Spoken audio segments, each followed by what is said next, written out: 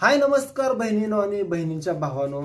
तर मित्रांनो, आजचा विषय असा आहे की हा जर विषय ऐकला तर तुमच्या डोक्याची शिर चटकेल आणि तळपायाची आग मस्तकाला गेल्याशिवाय राहणार नाही। आजचा व्हिडिओ पूर्ण शेवटपर्यंत बघा आणि हा जर तुम्हाला विषय समजला तर तुम्हाला त्या व्यक्तीचा नरडीचा असा घोट घेऊ वाटणार आहे बघा। तर हा विषय आहे बघा, मुंबई जवळच्या बदलापूर गावातला हा विषय आहे। तर गेल्या 12 ते 13 ऑगस्टला एका शाळेमध्ये अक्षय शिंदे ह्या नावाच्या नीच माणसानं 3-3.5 वर्षाच्या मुलीवर आणि 4.5 वर्षाच्या मुलीवर अत्याचार केला आहे। तर हा अत्याचार केलेला उघडकीस कसा आला ही सुद्धा सांगतो तुम्हाला, पण लगेचच आपल्या ह्या व्हिडिओला एक लाईक करा आणि सबस्क्राईब करा नवीन कोण असलं तर तुम्हाला सांगतो हा विषय असा झाला की त्या मुली काही दिवसापासून ह्या मुलींचं नाव सुद्धा आपल्याला माहित आहे बरं का, पण ह्या मुली खूप लहान आपली बाळ असल्यामुळं आम्ही यांचं नाव सांगू शकत नाही। तर तुम्हाला सांगतो काही दिवसापासून ह्या मुली शाळेत वगैरे जात होत्या।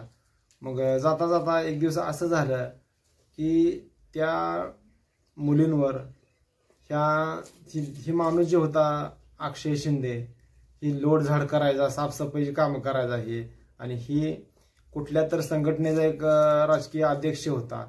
आणि ह्या नालायकानं काय केलं, एक दिवशी बलात्कार केला एका मुलीवर, 4-4.5 वर्षाच्या मुलीवर बलात्कार केला। दुसरी दिवशी काय केलं, 3-3.5 वर्षाच्या मुलीवर बलात्कार केला।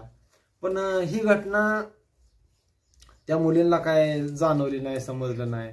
मग 1-2 दिवस पण पुन्हा कसं व्हायला लागलं की त्याचा जे काय आपला प्रायव्हेट भाग जे आहे ते त्यांना दुखायला लागला, त्यांना त्रास व्हायला लागला। मग ती नंतर ती मुली शाळेत जायला नकार करायला लागल्या की बाबा आम्ही मम्मी पप्पा आम्ही शाळेत जात नाही। की त्यांनी विचारलं कारण काय की का बरं शाळेत जात नाही काय नाही, तर आपल्या सुद्धा घरातली मुलं कशी म्हणतील बघा, काय त्यांच्या पोटात दुखत असेल किंवा त्यांचा चक्कर येत असेल किंवा काय खोकला वगैरे ते सांगत असतात। त्यांना जर शाळेत जावं वाटत असेल त्याचं जे खरं काय आहे ते सांगत असतात। तर कसं सांगतात की मला चक्कर यायला लागली आणि मी जात नाही। मग त्या मुलींनी असं सांगितलं का की मला आज शाळेला जायचं नाही, आणि ती मुलगी रडायला लागली हे ते तिच्या आईला सांगितलं। तर त्या आईने विचारपूस केली की बाई काय झालं का तुला, काय नाही, कशामुळे तुला काय व्हायला लागले। तर तिने सांगितलं माझी लघवीची जागा दुखते म्हणून सांगितलं, आणि मला लघवीच्या जागेला मुंगे येते त्या, आणि असं बरंच तिला काय वेदना होते तिनं सांगितलं। तर तुम्हाला सांगतो त्या आईनं तिथं त्या जागेला बघितलं, प्रायव्हेट भाग सगळा बघितला, तर तिच्या आईला पण काय समजना। त्या मुलीच्या वडिलाला तिच्या आईनं सांगितलं की ओ म्हणली ती बघा ना म्हणली जरा ही पोरगी म्हणली कसं रडायला लागले आणि हिला ह्या जागेला दुखायला लागले बघा म्हणली, असं मुंग्या आल्यासारखं व्हायला लागले। मग त्या वडिलांना मग लगेच बघितलं काय म्हणलं, मग वडिलाला असं वाटलं की संध्याकाळी झोपीत वगैरे लहान मुली किती जर केल्या तर म्हणलं असेल की कुठं तर मुंगी बिंगी चावली असेल म्हणून काय, म्हणून त्यानं बघितलं। तर याला म्हणलं कुठं मुंगी बी काय चावलेली दिसत नाही काय नाही। मग ही म्हणलं आपण डॉक्टरला दाखवूया, ते त्रास काय थांबना। तर तिथे गेल्यावर डॉक्टरांना सांगितलं की ह्या मुलीवर अत्याचार झालाय म्हणून सांगितलं।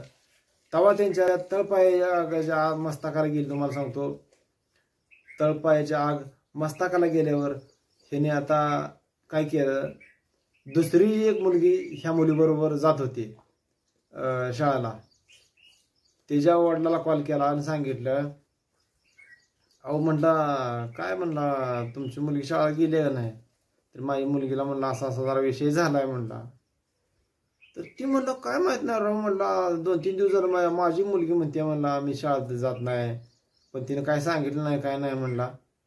मग आता म्हणलं मग शाळेत चौकशी केली पाहिजे म्हणली। मग शाळेत चौकशी करून ह्याने काय केलं, बदलापूर पोलीस स्टेशनमध्ये जाऊन गुन्हा दाखल करायचं ठरवलं। तर विषय म्हणजे असा झाला की सकाळी 9 वाजता ही पीडित व्यक्ती जी सगळी जी घरचे आहे ती त्या चिमुरडीचे वडील आई आहे ती सगळे मिळून तिथे गेले. तर सकाळी 9 वाजल्यापासून संध्याकाळी 12 वाजेपर्यंत केस यांची घेतली नाही. मग मी काय म्हणतो, पोलीस काय झोपा बिपा काढत असतील का? पोलिसांनी लगेच काम आहे ना बाबा यांचं की लहान मुलीवर असा असा विषय झालाय म्हणल्यावर ना लगेच बाकीचे केसेस काय असते त्या मोठ्या माणसांच्या त्यांनी पाठीमाग घ्यायला पाहिजे त्या, आणि डायरेक्ट लगेच लहान मुलांची केस घ्यायला पाहिजे का नाही?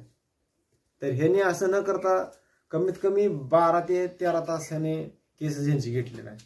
तर काय केलं पाहिजे मला सांगा. मुख्यमंत्र्यांनी सांगितलंय की अशा पोलिसांना आपण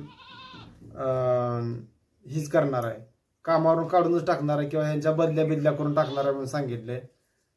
तर मी मुख्यमंत्र्याचं आभार मानतो की ह्यांनी चांगलं लक्ष दिलं ह्याच्यात आणि नंतर ह्यांची केस घेतली आणि अक्षय शिंदे ह्या नावाचा आरोपी याला गजाआड केलं. तर मला असं वाटतंय आता तिथं तुम्हाला सांगतो की ही घटना उघडकीस आल्यापासून तिथं त्या शाळेच्या समोर आंदोलन केलेलं आहे. त्या आरोपीला फाशी शिक्षा झाली पाहिजे. तर माझं सुद्धा हेच म्हणणं आहे, अशा व्यक्तीला ज्या जाग्याला ह्यानं अशी घटना केली त्या जाग्याला आणून फास लावला पाहिजे. कायद्यानुसार काय होतच नाही मला माहिती आहे. पाठीमागल्या महिन्यात तुम्ही बघितलं, काहीच महिने होत असताना अक्षता म्हात्रे ह्या आपल्या बहिणीवर पण बलात्कार केला, तिची हत्या केली, मारलं, जीव मारलं, त्याला तर कुठं फाशी झाली. आता त्याच्यानंतर यशस्वी शिंदे हिच्यावर पण बलात्कार करून हत्या केली, हिला तर कुठं काय, ह्याच्या तर आरोपीला कुठं काय केलं. त्याच्यानंतर आता तुम्ही कलकत्त्याचं उदाहरण घ्या, डॉक्टरवर बलात्कार केला, तिची पण हत्या केली. ती होते का नाही होते तोपर्यंत तुम्ही बारक्या चिमुरडीवर सुद्धा तुम्ही अत्याचार करता. तुम्हाला लाजा कशा वाटत नाही म्हणून तुम्हाला लाजा वाटायला पाहिजे त्या की बारक्या लेकरांवर तुम्ही असं करताय. तर ह्याच्यामध्ये सरकार जबाबदार आहे खरं सांगायचं झालं तर. जर ह्या अक्षता म्हात्रेंच्या ह्या आरोपीला जर ह्याने फाशीची शिक्षा जर दिली असती तर आज हे प्रकरण आज घडलं नसतं आणि त्या कलकत्त्यामध्ये सुद्धा प्रकरण घडलं नसतं की पहिल्यांदाच त्या आरोपीशांना जर फाशी बिशी दिली असती जाग्यावर, तर ह्याने जरा विचार केला असता, आयला ह्यांना फाशी दिली म्हणल्यावर आपलं जर प्रकरण कुठं गावलं तर आपल्याला सुद्धा फाशी होईल म्हणून, तर हे सुद्धा प्रकरण ह्याने हे केलं नसतं. तर मला एवढंच सांगायचं आहे माझ्या बहिणीशांना, आपल्या लेकरांवर आपण लक्ष चांगलं बारकाईनं लक्ष ठेवलं पाहिजे. रोज शाळेत गेल्याच्या नंतर चौकशी केली पाहिजे.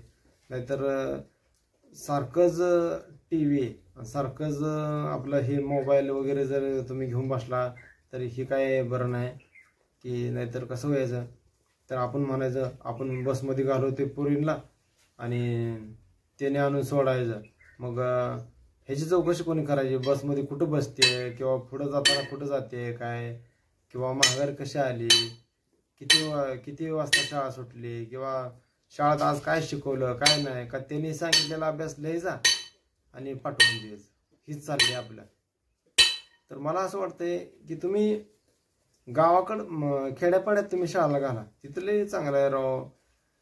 2 मॅडम असू द्या आणि 2 सर, तर चांगलं शिकवते ती गावगाड्यात आपल्या, लय भारी. इंग्लिश मिडियमपेक्षा चांगलं शिकवते ती. आता त्या 4 वर्षाच्या मुलीला आणि 3 वर्षाच्या मुलीला म्हणजे बघा, 4.5 वर्षाची मुलगी दुसरी 3.5 वर्षाची मुलगी, ह्यांना काय करणार, काय केले ना आपल्याला. नशीब मी म्हणतो त्याने जीव वगैरे मारलं नाही काय नाही, नाहीतर लय अवघड झालं असतं, हे प्रकरण लय लांबलं असतं. ह्याला जागेवर फाशी व्हायला पाहिजे असं मला वाटतं मित्रांनो.